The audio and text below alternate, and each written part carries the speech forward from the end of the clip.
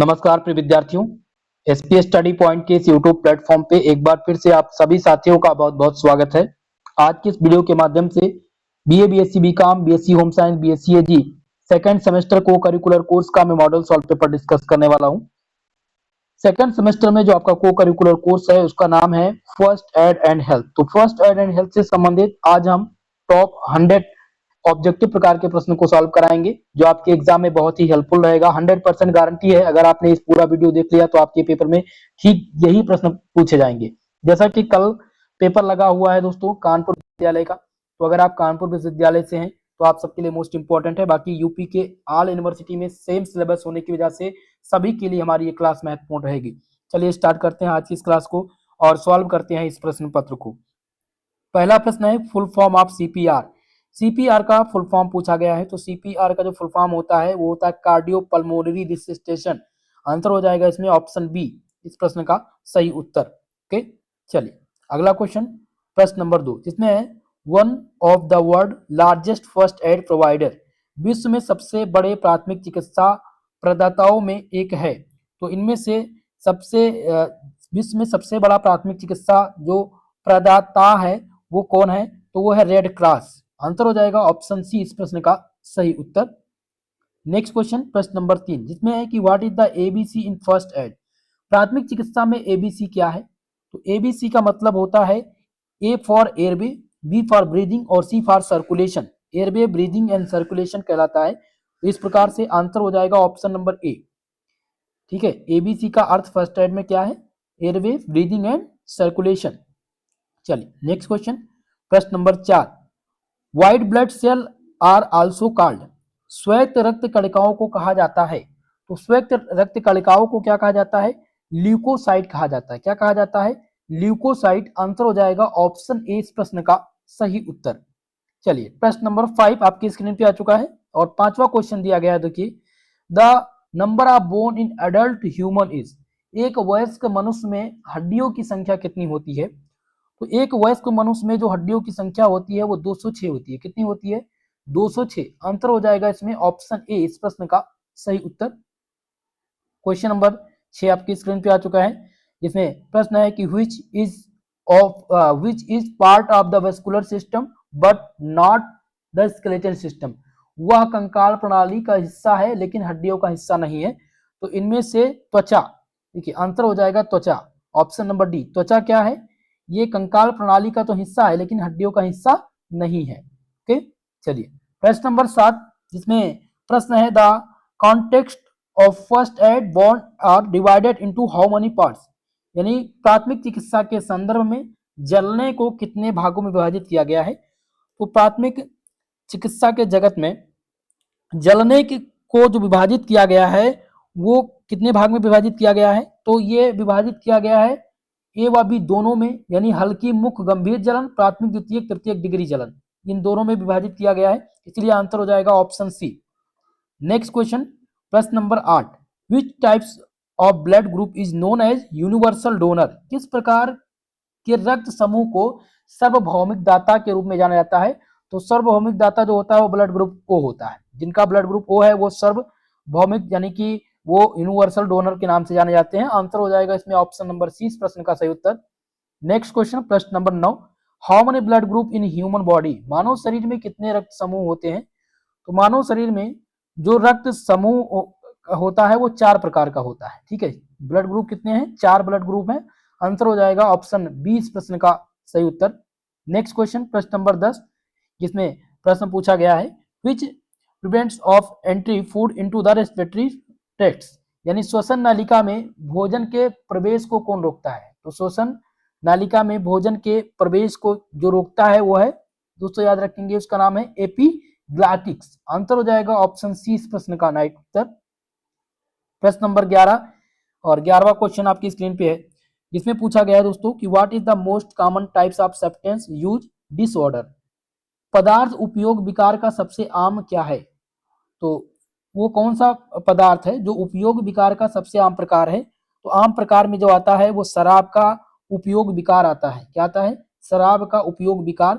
Answer हो जाएगा इसमें ऑप्शन बी, यानी एल्कोहल यूज डिसऑर्डर।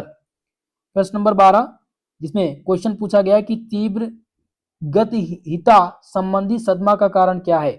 तो इस सदमा का जो कारण होता है कीट व मकड़ी के काटने से ऐसी समस्या आती है। तो आंसर हो जाएगा इसमें ऑप्शन नंबर ए इस प्रश्न का राइट उत्तर। चलिए प्रश्न नंबर 13 आपकी स्क्रीन पे है और जिसमें पूछा गया है what is the symptoms of third degree burn, यानी कि तृतीय श्रेणी जलन के लक्षण में से कौन से हैं। तृतीय श्रेणी जलन के जो लक्षण हैं वो है जली त्वचा पर दर्द नहीं होना। ठीक है, ये सर हो जाएगा ऑप्शन नंबर ए। ये थर्ड डिग्री बर्न के अंतर्गत आते हैं, यानी कि त्वचा जल गई हो लेकिन उस पर दर्द नहीं हो रहा हो, उसको थर्ड डिग्री बर्न के अंतर्गत रखते हैं।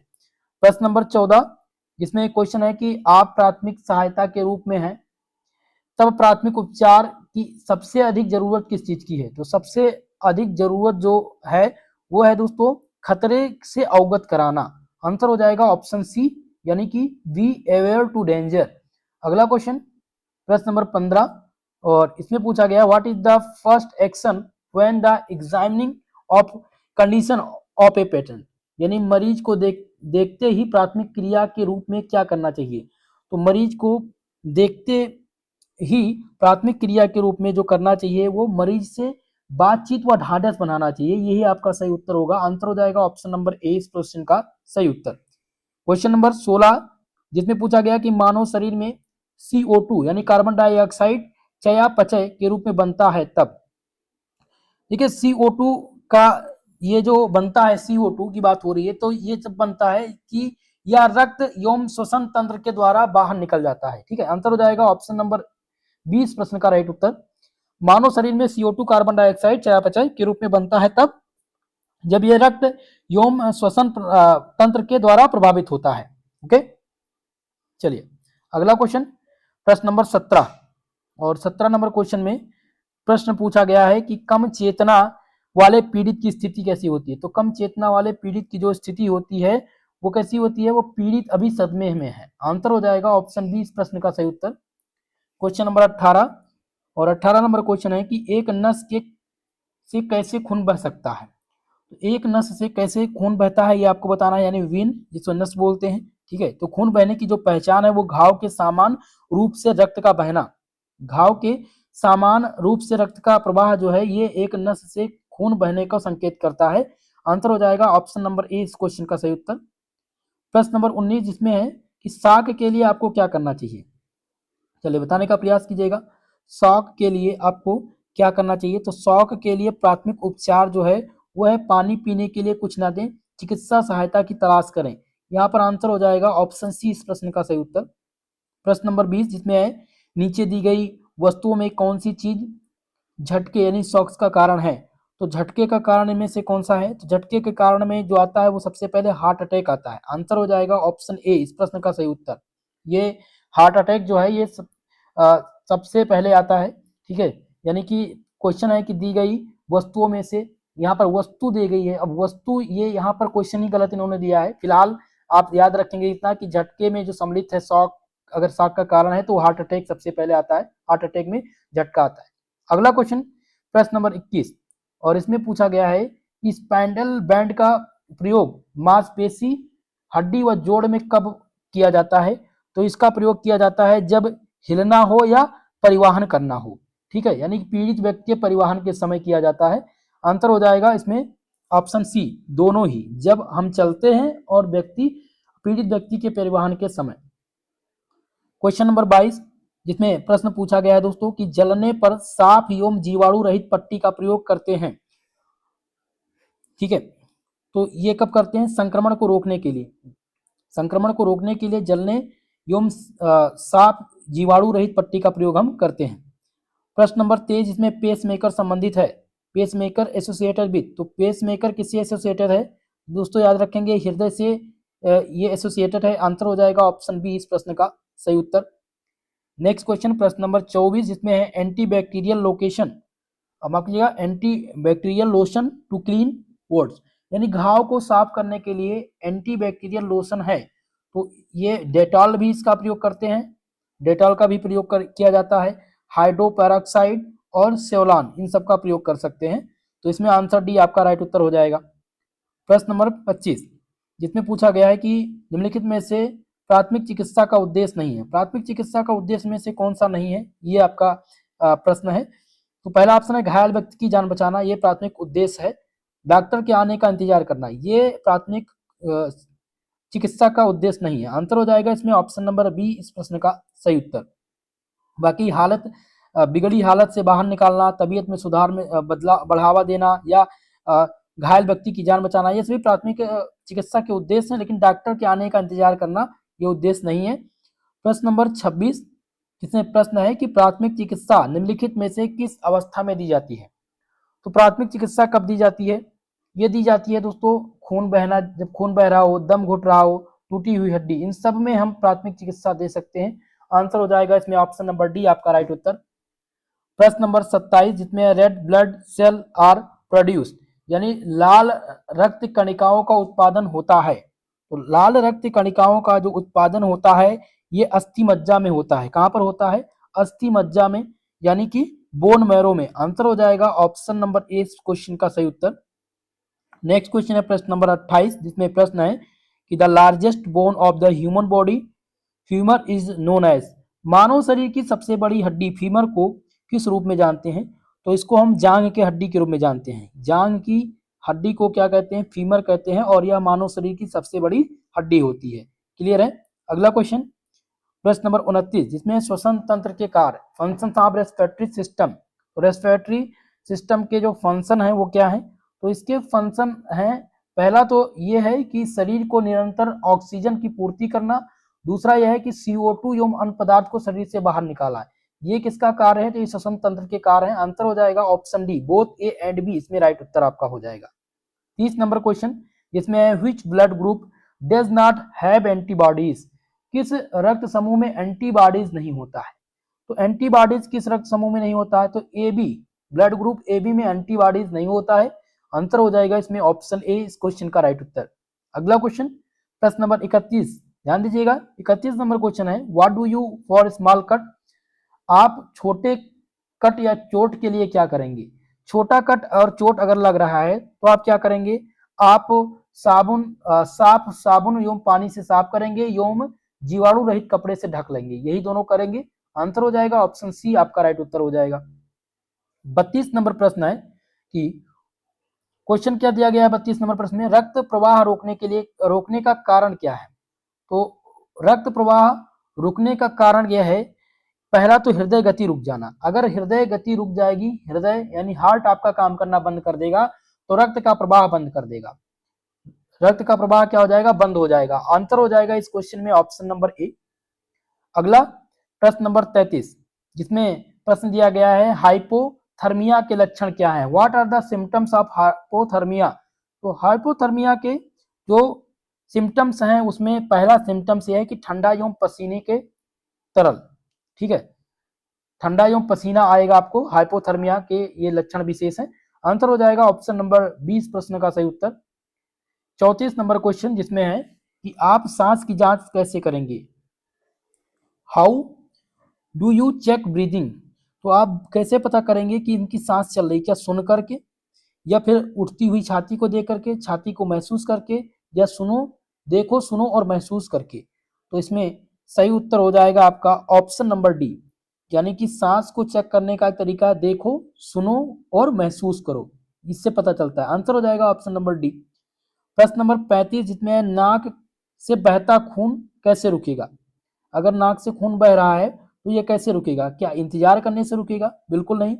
इसमें दिया है पीचिंग ब्रीथ नेस्ट्रियल, यानी जिसे नथुने कहते हैं, या कुछ ठंडा पानी पीने से देने के लिए, या फिर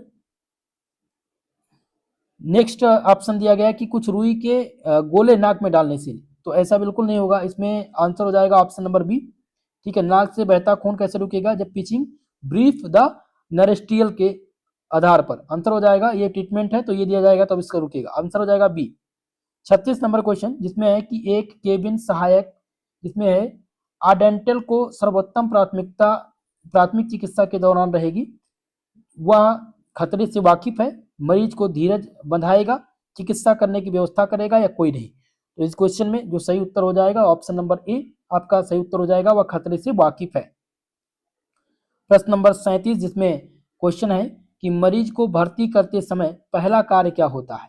तो मरीज को भर्ती करते समय सबसे पहला कार्य तो ये है कि आप मरीज से बात करें तथा उसका हौसला बनाए रखें।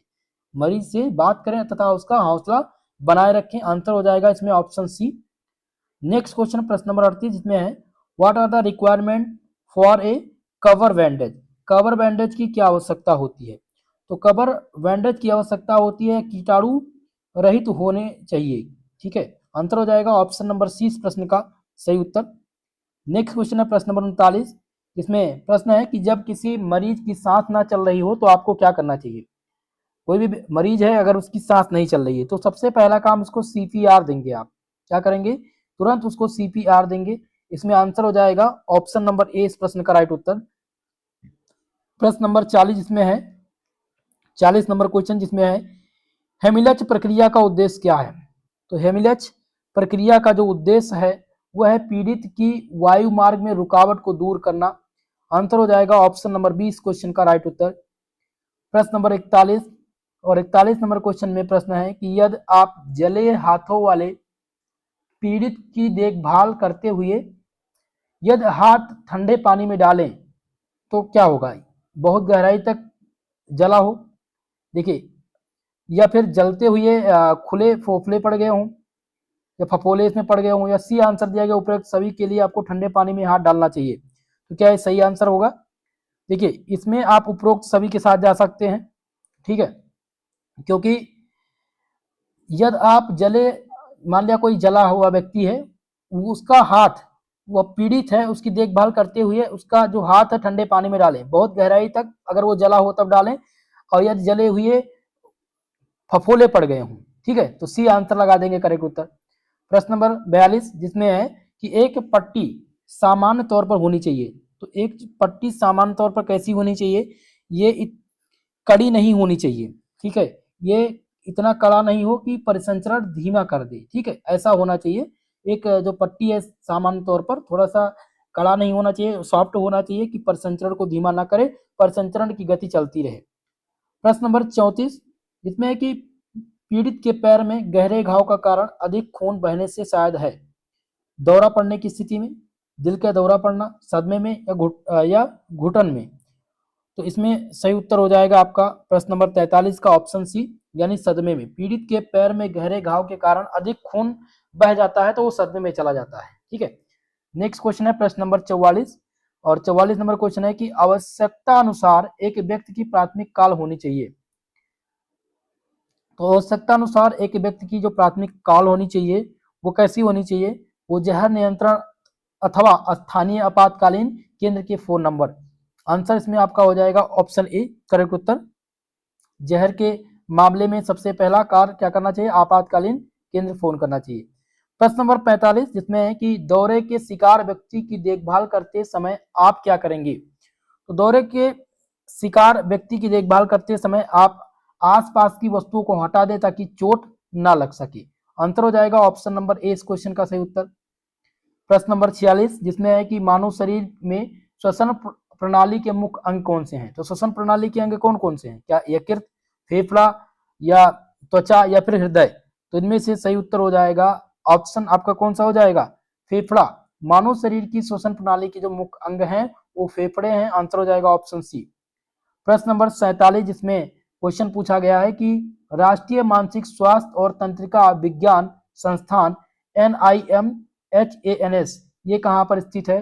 तो ये दोस्तों ये स्थित है बेंगलोर में। कहाँ पर, बेंगलोर में स्थित है। आंसर हो जाएगा ऑप्शन नंबर डी इस प्रश्न का राइट उत्तर।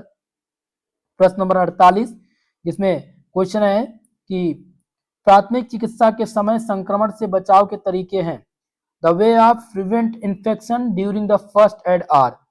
तो इसमें दिया गया पहला ऑप्शन हाथों को अच्छे से धोना, दस्तानों व मास्क का प्रयोग, सैनिटाइजर का प्रयोग। तो ये सभी प्राथमिक चिकित्सा के समय संक्रमण से बचाव के तरीके हैं। आंसर इसमें हो जाएगा all of these, option number D. चलिए नेक्स्ट क्वेश्चन प्रश्न नंबर 49 नंबर क्वेश्चन है कि कोविड-19 के गंभीर मामलों में श्वसन प्रणाली के सबसे अधिक प्रभावी भाग कौन से हैं। तो सबसे ज्यादा जो प्रभावी हुआ था कोविड-19 के दौरान वो वायु कोशिका वायु मार्ग में उनको दिक्कत आती थी कोविड-19 के अंतर्गत, ठीक है। जिनको कोरोना होता था उनको वायु मार्ग में श्वास में दिक्कत होती थी, श्वास लेने में। तो आंसर हो जाएगा ऑप्शन नंबर ए इस प्रश्न का सही उत्तर। क्वेश्चन नंबर 50 और इसमें पूछा गया है कि शरीर के सभी हिस्सों में CO2 युक्त रक्त कौन कौन सी वाहिकाओं के द्वारा हृदय में वापस जाता है। तो ये दोस्तों वापस जाता है किसके द्वारा, ये शिराएं के द्वारा जाता है, वीन्स के द्वारा, नसों के द्वारा जाता है। आंसर हो जाएगा ऑप्शन सी इस प्रश्न का सही उत्तर। प्रश्न नंबर 51 जिसमें प्रश्न है कि किसी मांसपेशी की हड्डी या चोट पर या जोड़ पर चोट लगने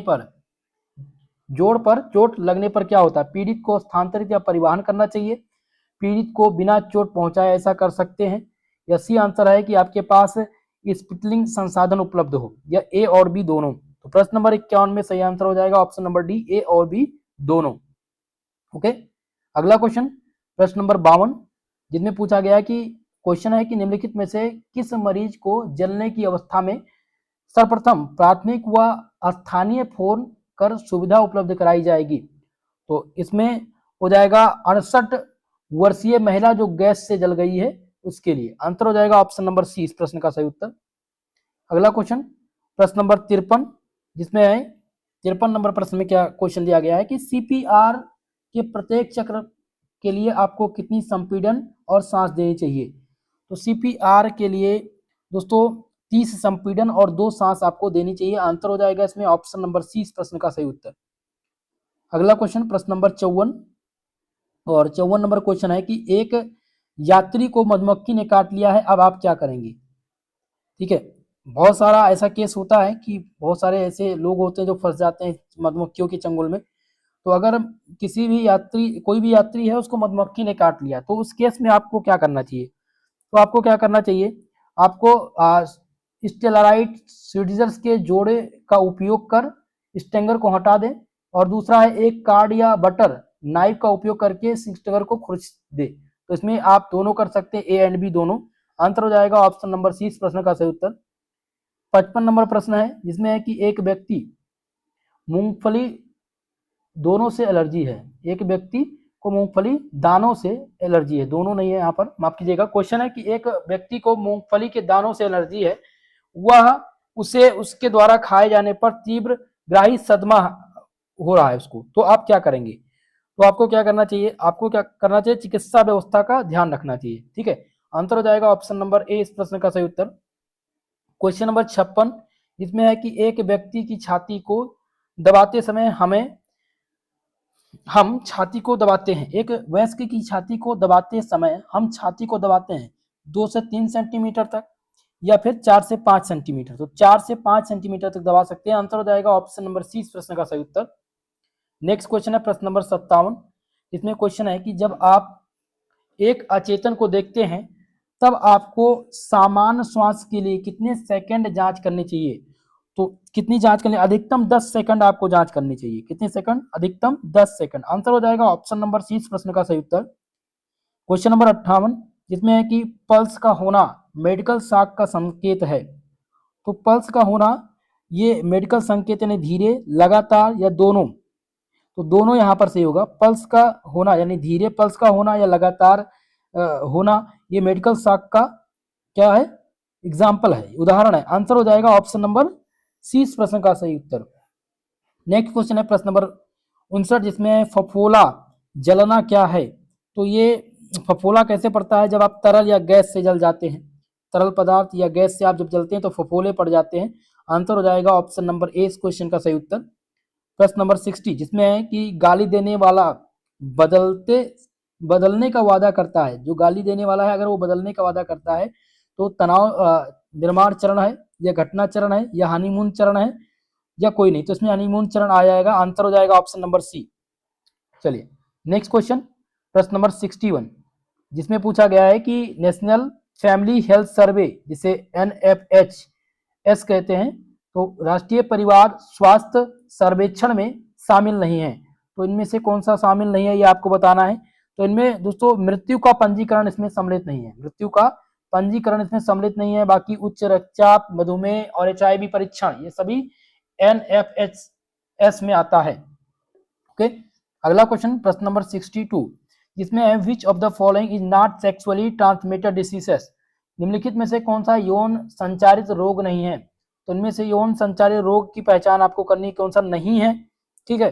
तो इसमें दिया गया है पहला 62 नंबर प्रश्न में देखेंगे तो इसमें क्षय रोग दिया गया है। तो क्षय रोग जो है ये ट्यूबरकुलोसिस यानी टीबी, ये यौन संचारित नहीं है। बाकी एड्स, उपदंश और सुजाक ये सभी यौन संचारित रोग हैं, ठीक है। चलिए नेक्स्ट क्वेश्चन, प्रश्न नंबर 63 जिसमें है हाइपोथर्मिया क्या है। तो हाइपोथर्मिया क्या है, ये शरीर गर्मी पैदा करने की तुलना में तेजी से गर्मी को खो देता है। आंसर हो जाएगा ऑप्शन नंबर ए। प्रश्न नंबर 64 जिसमें दिया गया प्रश्न कि गैर आत्मघाती चोट की को परिभाषित किया गया है। तो गैर आत्मघाती चोट जिसे NSSI कहते हैं, तो इसको परिभाषित कैसे किया गया है। इसको परिभाषित किया गया है दोस्तों, बिना हत्या के इरादे से जानबूझकर खुद को घायल करना, ये गैर आत्मघाती चोट की श्रेणी में आता है। आंसर हो जाएगा ऑप्शन नंबर 20 प्रश्न का सही उत्तर। नेक्स्ट क्वेश्चन है प्रश्न नंबर 65 जिसमें है कि गर्भ निरोध की विधि जो यौन संचारित रोगों के संचरण को रोकने में मदद करती है वह कौन सी है। तो वो कॉन्डोम है। आंसर हो जाएगा ऑप्शन नंबर ए इस क्वेश्चन का सही उत्तर। नेक्स्ट क्वेश्चन प्रश्न नंबर 66 जिसमें है कि भोजन को शरीर में ले जाने की प्रक्रिया को क्या कहते हैं। तो भोजन को शरीर में ले जाने की जो प्रक्रिया है उसको अंतःग्रहण कहते हैं। क्या कहते हैं, अंतःग्रहण। आंसर हो जाएगा ऑप्शन नंबर सी इस क्वेश्चन का सही उत्तर। प्रश्न नंबर 67 जिसमें है कि how many types of teeth in human, मानव में कितने प्रकार के दांत पाए जाते हैं।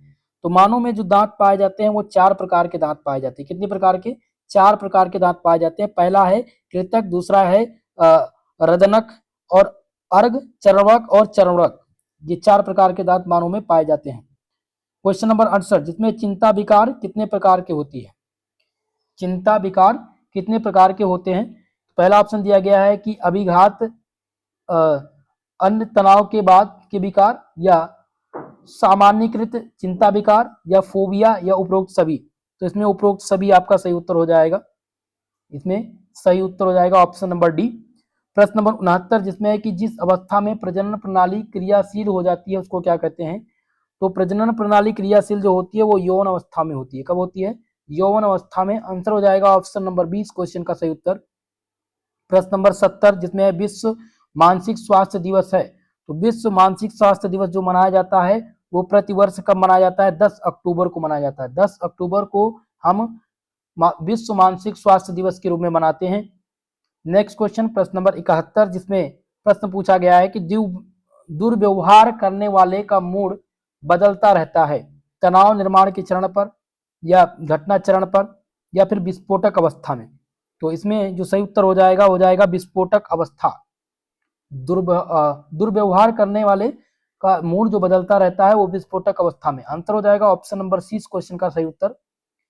प्रश्न नंबर 72 जिसमें है कि प्रायः दुर्व्यवहार करने वाले शारीरिक मौखिक रूप से पीड़ित व्यक्ति पर हमला करता है। तो ये हमला तब करता है, कब करता है, हम यहाँ पर ये घटना विस्फोट चरण में करता है। कब करता है, घटना विस्फोट चरण होने पर जो प्रायः दुर्व्यवहार करने वाला व्यक्ति है वो मौखिक रूप से पीड़ित पर हमला कर देता है। प्रश्न नंबर 73 जिसमें है कि दुर्व्यवहार करने वाला हमेशा इस बात पर जोर देता है कि वह पीड़ित व्यक्ति से कितना प्यार करता है। तो ये कौन सी अवस्था है, ये हनीमून स्टेज है, हनीमून अवस्था है। आंसर हो जाएगा ऑप्शन नंबर ए इस क्वेश्चन का सही उत्तर। प्रश्न नंबर 74 जिसमें पूछा गया घर में अधिक विषाक्तता होती है, सत्य या असत्य। तो घर में अधिक विषाक्तता होती है, इसका क्या ये सत्य कथन है या असत्य कथन है, जल्दी से बताने का प्रयास कीजिएगा। तो दोस्तों घर में जो विषाक्तता होती है बिल्कुल ये सत्य कथन है, सत्य कथन है। इसमें आंसर हो जाएगा ऑप्शन नंबर ए करेक्ट उत्तर। दोनों हो सकता है, माफ कीजिएगा, दोनों हो सकता है, सत्य और असत्य दोनों हो सकता है। चलिए नेक्स्ट क्वेश्चन की तरफ। प्रश्न नंबर 75 जिसमें अधिकांश परिचित बलात्कारों में पीड़ित की तरफ से माफ कीजिएगा पीड़िता की तरफ से शराब के उपयोग के कारण होता है, सत्य या सत्य। तो इसमें दोनों हो सकते हैं, दोनों का कारण हो सकता है, लेकिन अधिकांश तो सत्य यही है कि अधिकांश परिचित बलात्कारों में जो पीड़िता की तरफ से जो बयान आता है वही आता है कि शराब के नशे में ऐसा कुछ हुआ। तो ये सत्य और असत्य दोनों कथन हो सकते हैं। अधिकांश में ऑप्शन सी पर आप सब टिक करेंगे, सही उत्तर। प्रश्न नंबर 76 जिसमें है कि जो बच्चे बदमाशों से पीड़ित होते हैं उन्हें कम ग्रेड मिलते हैं। ठीक है, जो बच्चे बदमाश से पीड़ित होते हैं ग्रेड कम मिलते हैं, सत्य या असत्य? तो बिल्कुल सत्य है, आंसर हो जाएगा option number B. Next question प्रश्न नंबर 77, छेड़खानी और उत्पीड़न का अंतर व्यक्ति के इरादों को दिखाता है। तो ये सत्य, ये बिल्कुल सत्य कथन है, सत्य दिखाता है। छेड़खानी और उत्पीड़न का अंतर व्यक्ति के इरादों को दर्शाता है, यही सत्य कथन है। प्रश्न नंबर 78, जिसमें है कि टिप्पणी को उत्पीड़न माना जा सकता है भले ही टिप्पणी स्वागत योग्य हो। तो ये बिल्कुल ए और बी दोनों हो सकता है, सत्य और असत्य दोनों कथन इसमें से इंक्लूड है। ठीक है, चलिए अगला क्वेश्चन है प्रश्न नंबर 79, जिसमें है कि प्रथम मददकर्ता उन लोगों की मदद करता है जो प्राथमिक चिकित्सा प्रदान करते हैं। तो प्राथमिक मददकर्ता कानून उन लोगों की मदद करता है जो प्राथमिक चिकित्सा प्रदान करते हैं, बिल्कुल मदद करता है। टू आंसर, इसमें ऑप्शन हो जाएगा ऑप्शन नंबर ए इस क्वेश्चन का राइट उत्तर।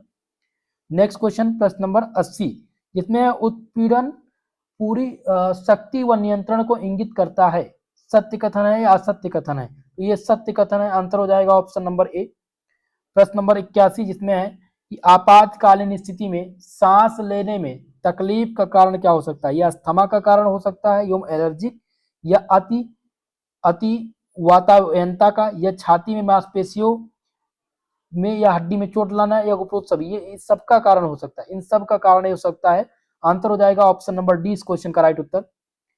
प्रश्न नंबर 82, जिसमें है कि एक व्यक्ति जो बेहोश है और सांस नहीं ले पा रहा है, उसकी नाड़ी कमजोर है, तो उसको क्या करेंगे आप? सीपीआर देंगे, या हेमलिंच कौशल या बचाव में सांस लेना, या पीठ तथा छाती को रगड़ना थपथपाना? तो एक व्यक्ति जब बेहोश है, सांस नहीं ले पा रहा है, ठीक है, तो उसकी और उसकी नाड़ी भी कमजोर है, तो पीठ पर आप क्या करेंगे? पीठ तथा छाती को रगड़ेंगे या थपथपाएंगे। आंसर इसमें हो जाएगा ऑप्शन नंबर डी आपका सही उत्तर। सीपीआर भी इसको दे सकते हैं। प्रश्न नंबर 83, जिसमें है कि कौन सा हार्ट अटैक का लक्षण नहीं है? छाती में दर्द, तो ये हार्ट अटैक का लक्षण है। लाल, गर्म एवं सूखी त्वचा, पीला या नीला रंग, अधिक पसीना आना।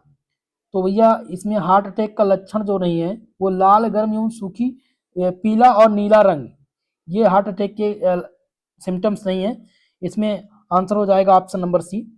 प्रश्न नंबर 84, जिसमें है वयस्कों को सीपीआर देते समय आप क्या करेंगे? वयस्क, अगर वयस्क है उसको आप सीपीआर दे रहे हैं तो आप क्या करेंगे? 2 धीमी सांस देंगे और 15 बार उसकी छाती को प्रेस करेंगे। आंसर हो जाएगा ऑप्शन नंबर ए इस क्वेश्चन का राइट उत्तर। प्रश्न नंबर आपका 85, जिसमें है कि किसी बच्चे पर सीपीआर करते समय आप क्या करेंगे? तो कोई बच्चा है, अगर उसको आप सीपीआर दे रहे हैं तो उस समय आप क्या करेंगे? जल्दी से बताने का प्रयास कीजिएगा। ऑप्शन ए है कि 4 धीमी सांस और 20 बार छाती आप दबाएंगे, बी है कि 1 धीमी सांस देंगे, 5 बार छाती को प्रेस करेंगे, या ऑप्शन सी है कि 2 बार छाती धीमी सांस देंगे और 8 बार छाती दबाएंगे, और डी आंसर है कि 2 धीमी सांसें और 15 बार छाती दबाना। जल्दी से बताइए इस क्वेश्चन का आंसर क्या होगा? तो इसका सही आंसर हो जाएगा ऑप्शन नंबर डी, यानी कि 2 धीमी सांस देंगे और 15 बार चेस्ट को कंप्रेस करेंगे। ओके, चलिए नेक्स्ट क्वेश्चन प्रश्न नंबर 86, जिसमें है कि ऐसा घाव जहां त्वचा के नीचे कोमल ऊतकों एवं रक्त वाहिकों को क्षति पहुंचाती है उसे क्या कहा जाता है? तो इसको क्या कहते हैं दोस्तों? चलिए बताने का प्रयास कीजिएगा। इसको क्या कहते हैं? एक चोट जो नीला पड़ना, यानी कि एक खरोच, एक चोट। आंसर हो जाएगा ऑप्शन नंबर 20 प्रश्न का सही उत्तर। क्वेश्चन नंबर 87, बाहरी रक्त स्त्राव की देखभाल करते समय आपको सबसे पहले क्या करना चाहिए? तो बाहरी रक्त स्त्राव को देखते समय आपको सबसे पहला जो कार्य करना है वो क्या करना है? सीधा आपको दबाव डालना है उसमें, ठीक है, आप उसको पकड़कर प्रेस करेंगे, दबाएंगे, यानी कि खून रुक जाए। आंसर हो जाएगा ऑप्शन नंबर 20 प्रश्न का राइट उत्तर। क्वेश्चन नंबर 88, जिसमें है कि पट्टियों का प्रयोग किया जाता है, तो पट्टियों का प्रयोग हम रक्त को रोकने के लिए करते हैं, या सर दर्द निवारक में, छोटी चोट के लिए, या आंसर डी दिया गया पट्टों को स्थान पर रखें एवं रक्त रोकने का प्रयोग करें। तो इनमें से जो सही उत्तर हो जाएगा इस क्वेश्चन का हो जाएगा ऑप्शन नंबर डी, ठीक है, to held dressing and place apply pressure and control breathing. Okay, चलिए अगला क्वेश्चन प्रश्न number 89, how many sense organ in human body? मानव शरीर में कितनी संवेदी अंग है? तो मानव शरीर में संवेदी अंगों की जो संख्या है वो कितनी है? वो 5 है। आंसर हो जाएगा ऑप्शन नंबर ए इस क्वेश्चन का सही उत्तर। नेक्स्ट क्वेश्चन प्रश्न नंबर 90, जिसमें है कि how many pair chromosomes in human मानव शरीर में कितने जोड़ी गुणसूत्र होते हैं? तो मानव शरीर में गुणसूत्र यहाँ पर पूछा गया है, तो 23 जोड़ी गुणसूत्र मानव में होता है। आंसर हो जाएगा ऑप्शन नंबर सी इस प्रश्न का सही उत्तर। प्रश्न नंबर 91 जिसमें है खाद्य विषाक्तता के लक्षण क्या है?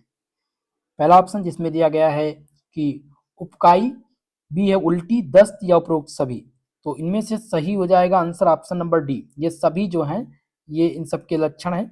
ठीक है, खाद्य विषाक्तता के जो लक्षण हैं उसमें आपका क्या आ जाता है, यानी उकाई आना, उल्टी आना, दस्त आना, ये सभी। आंसर हो जाएगा option number D. Next question प्रश्न नंबर 92 जिसमें है क्वेश्चन कि इनमें से कौन प्राथमिक चिकित्सा के सुनहरे नियमों में शामिल नहीं है? तो प्राथमिक चिकित्सा के जो सुनहरे नियमों में शामिल नहीं है वो कौन सा है? वो विशिष्ट उपकरण का इंतजार करना, ये इसमें सम्मिलित नहीं है। आंसर हो जाएगा ऑप्शन नंबर डी। 93 नंबर प्रश्न है कि which is the largest organ of digestive system in human body? मानव शरीर में पाचन तंत्र का सबसे लंबा अंग कौन सा है? तो सबसे लंबा जो अंग है, सबसे लंबा अंग इनमें पूछा गया है, तो स्मॉल इंटेस्टाइन, छोटी आंत इसमें सही उत्तर हो जाएगा। मानव शरीर के पाचन तंत्र का सबसे लंबा अंग छोटी आंत है। आंसर हो जाएगा ऑप्शन नंबर सी। अगला क्वेश्चन प्रश्न नंबर 94 जिसमें है कि निम्नलिखित में से कौन यकृत कोशिकाओं में संश्लेषित और संग्रहित होता है? तो संश्लेषित और संग्रहित जो होता है वो होता है ग्लाइकोजन। आंसर हो जाएगा ऑप्शन नंबर 20 प्रश्न का सही उत्तर। क्वेश्चन नंबर 95 और 95 नंबर प्रश्न में है कि अवधि को किशोरावस्था के रूप में जाना जाता है। तो किस अवधि को हम किशोरावस्था के रूप में जानते हैं? तो 11 साल से 19 साल के बीच में किशोरावस्था लगता है। आंसर हो जाएगा इसमें ऑप्शन नंबर सी। ठीक है, कोई भी व्यक्ति 11 से 19 के बीच में है तो वो किशोरावस्था के अवधि के रूप में आता है। प्रश्न नंबर 96 जिसमें पूछा गया क्वेश्चन कि यह हार्मोन पुरुषों में माध्यमिक यौन विशेषताओं के लिए जिम्मेदार है। तो टेस्टोस्टेरोन ये हार्मोन होता है एक प्रकार का जो पुरुषों में माध्यमिक यौन विशेषताओं के लिए जिम्मेदार है।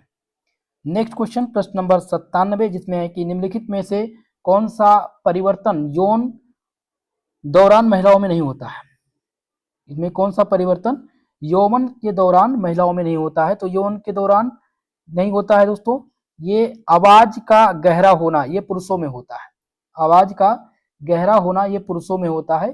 तो यौवन के दौरान महिलाओं में मासिक धर्म आता है, बगल के बाल का बढ़ना, स्तनों का बढ़ना, ये सभी इंक्लूड है, लेकिन आवाज में गहराई सम्मिलित नहीं है इसमें। ओके, अगला क्वेश्चन प्रश्न नंबर 98 जिसमें है कि निम्नलिखित में से कौन सी ग्रंथि शर्करा के उपापचय के लिए शरीर में इंसुलिन नामक हार्मोन्स का उत्पादन करती है, उसे क्या कहते हैं? तो उसका नाम क्या है? अग्नाशय, पैनक्रियास। सही उत्तर हो जाएगा ऑप्शन नंबर सी इस क्वेश्चन का सही उत्तर। ये एक प्रकार की ऐसी ग्रंथि है, ठीक है, जो शर्करा के उपापचय के लिए शरीर में इंसुलिन नामक हार्मोन्स उत्पन्न करती है। अगला क्वेश्चन प्रश्न नंबर 99 जिसमें है कि शरीर का सामान्य टेम्परेचर कितना होता है? तो शरीर का जो सामान्य टेम्परेचर है वो 36 से 37.5 डिग्री सेंटीग्रेड तक होता है। आंसर हो जाएगा ऑप्शन नंबर ए इस प्रश्न का सही उत्तर। क्वेश्चन नंबर 100 जिसमें है कि सदमे के लक्षण क्या नहीं है? इनमें से सदमे के लक्षण पूछे गए हैं, कौन सा नहीं है? कौन सा नहीं है? तो पीली चिपचिपी त्वचा ये सदमे का लक्षण है।